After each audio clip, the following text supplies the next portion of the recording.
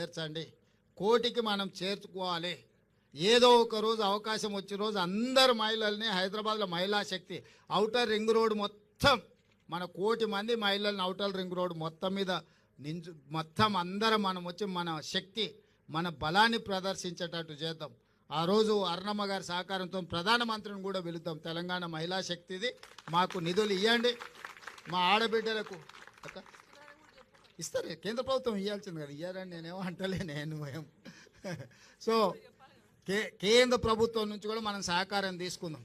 ఇది రాష్ట్ర కేంద్ర ప్రభుత్వాలు ఇచ్చిపుచ్చుకునే ధోరణిలో ఉండాలి. ఎన్నికలు వచ్చినప్పుడే రాజకీయాలు, మిగతా సమయంలో అభివృద్ధిలో వాళ్ళ వాటా వాళ్ళు అత్తగారింటి నుంచి అయినా తల్లిగారింటి నుంచి అయినా ఏదైనా పిల్లల మంచి కోసం వస్తుందంటే వద్దనేదే ఉంది.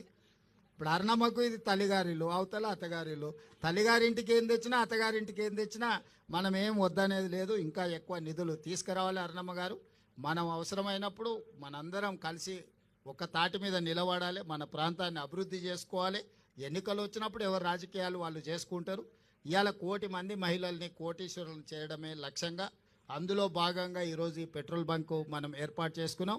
నా సూచన, ఆల్రెడీ మనం జిల్లా మహిళా సమాఖ్యలకు బంగ్లాలు ఇచ్చినట్టున్నాము కట్టుకోవడానికి. అవి వేగంగా 5-5 కోట్లు ఒక్కొక్క జిల్లా మహిళా సంఘ భవనానికి ఇచ్చినాం.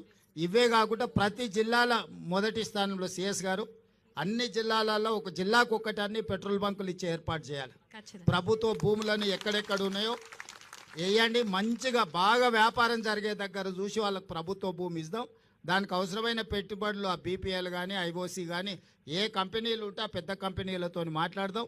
అరుణమ్మ గారి సహకారం కూడా తీసుకుందాం. ఎందుకంటే కేంద్ర ప్రభుత్వానికి సంబంధించిన సంస్థలు అవి, వాళ్ళ నుంచి కూడా పెట్రోల్ కానీ దీనికి కానీ ఏమేం కావాలనో మొదట జిల్లా స్థాయిలో చేద్దాం. తర్వాత కనీసం ఒక్కొక్క అసెంబ్లీకి ఒక్కటన్నా మనం ఈ పెట్రోల్ బంకులు పెట్టించేస్తే ఆ లోకల్ సమైక్యాలకు ఆర్థిక సమస్యలు తీరుతాయి. వాళ్ళ నిర్వహణ కోసం కానీ, వాళ్ళ ఇల్లు అంటే వాళ్ళ ఆఫీస్ కానీ, వాళ్ళ రెగ్యులర్ మీటింగ్లకు కానీ ఎలాంటి ఇబ్బంది లేకుండా ఉంటుంది. ఇలాంటి కార్యక్రమాలన్నీ కూడా తీసుకొని ముందుకు వెళ్తాం. మీ అందరి సహకారం ఉండాలి.